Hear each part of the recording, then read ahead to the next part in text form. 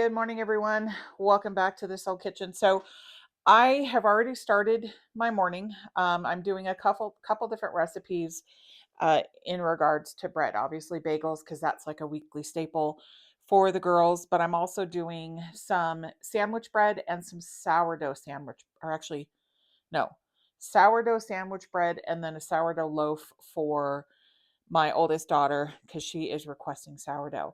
One thing I will say in this journey that I've been on with cooking from scratch, learning how to cook, and doing bread is that you really have to have a lot of patience, especially when it comes to bread. Cooking, not so much because you can just throw things together and you learn for the next time. But bread really is, just like I said in the beginning of all my videos, I'm not a baker. I've never been a baker. It's a science, and I just don't have patience for it. Do not quote that again to my husband because he will sit there and nod his head. Thankfully, he's not here. But you really do have to have a lot of patience. Kneading the dough, getting the dough mixed has so much to do with it. It's very different than when you're cooking cakes or if you're cooking brownies. Those things you don't want your gluten developed, which is why your flour ratios are a lot lower than they are in bread. In bread, you really want to develop those glutens. So your stretch and folds, so your mixings, all of that stuff, you really have to be patient for and really, really follow the directions because it does make such a huge difference when you are making bread. So again, we've got a sourdough loaf that we're going. I fed and did my starter last night or all day yesterday, and that is ready. We're doing a bagel and also a sourdough sandwich bread. So let's get going. All right, so here I am mixing my sourdough sandwich bread, and this recipe is from the Clever Carrot. I am mixing up here the flour, the sugar, and I'm going to be baking this the next morning. So it's going to do a slow fermentation.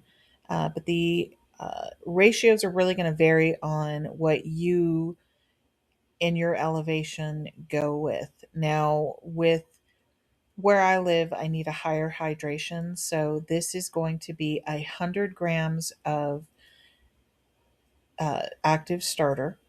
It is going to be 250 grams of water and 500 grams of flour. Now, again, measure your flour. We're also going to be adding in your salt, and that salt is 9 grams along with 12 grams of sugar. So 1 tablespoon of salt, 1 tablespoon of sugar, and 1 3/4 teaspoon of salt. Again, depending on the ratio that you want, you can decrease your starter or increase your starter. You're also going to have 60 grams of unsalted butter in this recipe. Put that in a stand mixer and get everything mixed together and then just let it sit.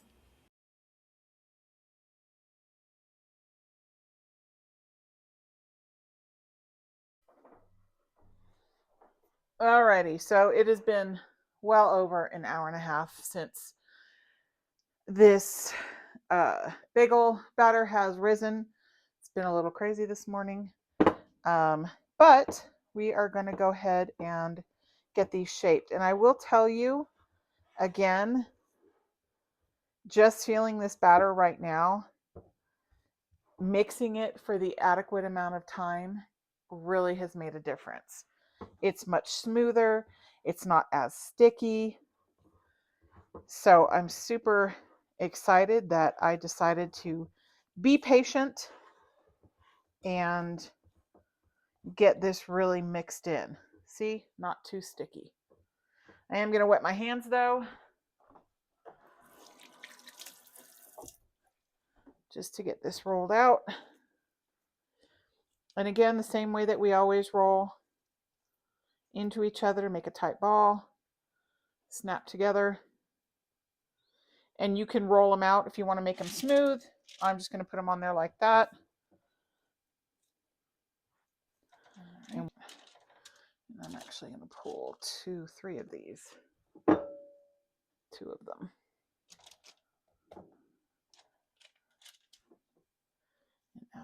it to them.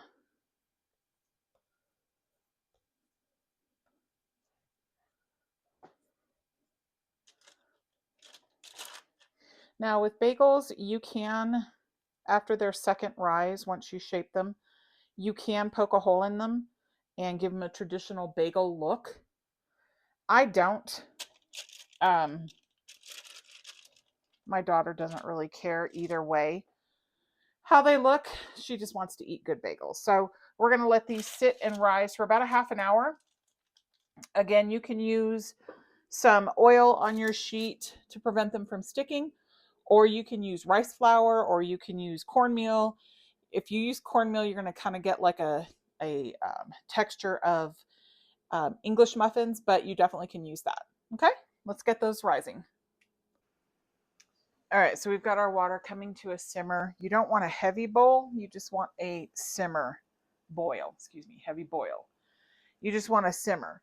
So we are, clean hands, going to be putting these in for 30 seconds on each side. Again, if you want to put a hole in it, just take your thumbs, go like that. Make sure you do put a pretty substantial hole in that, because you're going to get an oven spring and your hole will disappear if you don't get a good one. All right, so I've got 4 in here. Timer for 30 seconds. And then what I always use is a slotted spoon or a slotted spatula. All right, and there's our 30 seconds. Take these out.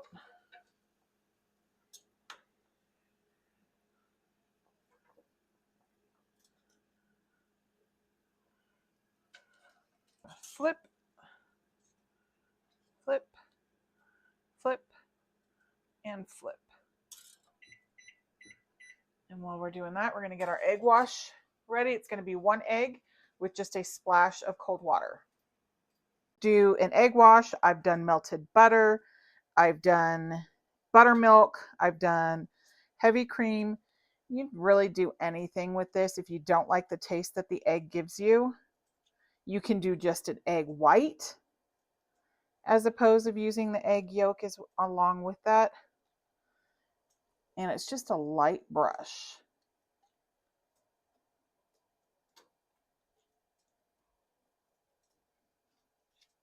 All right.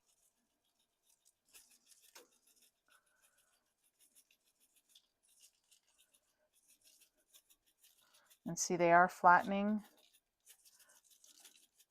as they cool. And I'm just going to do 2 sugars because Juliet's going to be gone this weekend.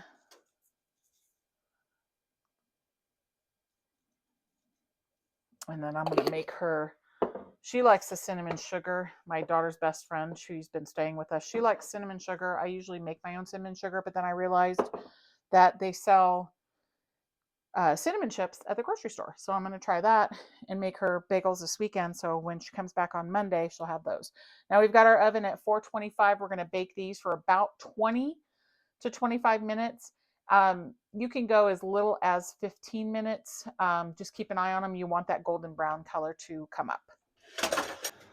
Oof. And they did. They got a beautiful spring in the oven. Those are perfect.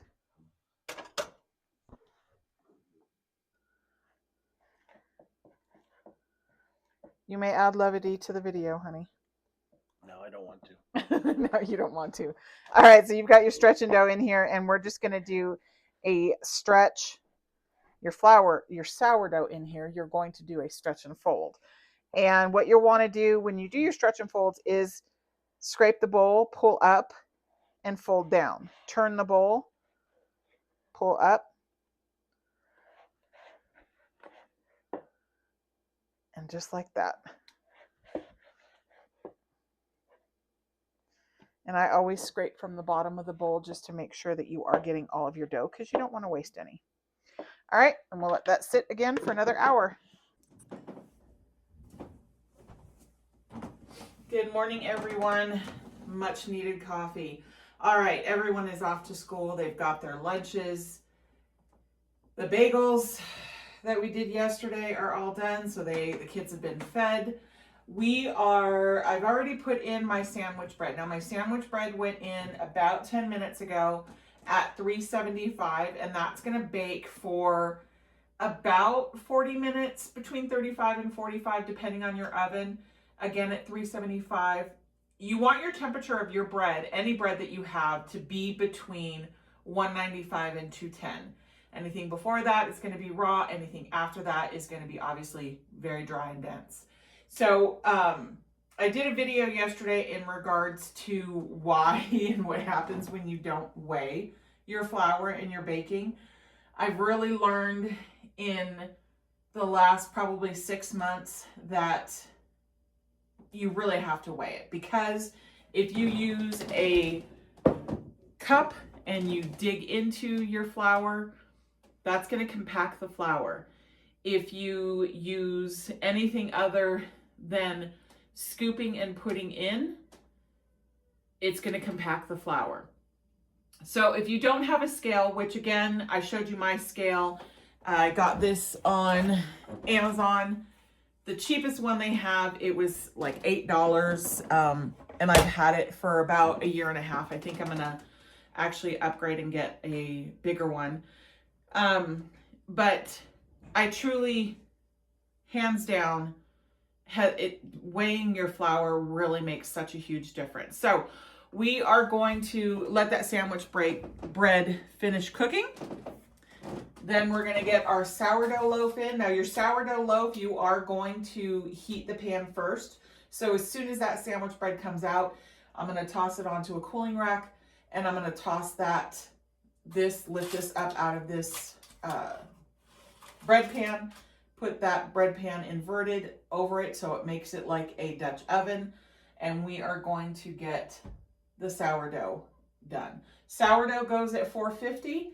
And it goes for 25 minutes covered, and then an additional 20 minutes uncovered. And what I'm going to do on this one is the first time is I'm going to do the 6 minutes scratch. I think that's what it's called. Where you're going to put it in the oven. You're going to let it rise for 6 minutes in the heat. You're going to then put your cut in, your steam vent. My coffee has not hit my veins yet. And then I'm going to recover it for the additional, 20 minutes, and then uncover it for an additional 20. So I'm not babbling. I need to get my coffee in me. So I'm going to sit down and do a little bit of doom scrolling while I drink my coffee, and then I'm going to get back to this. So sandwich bread, a little toasty on the top, but super yummy. I'm going to let it cool a little bit more, and then we'll cut into it.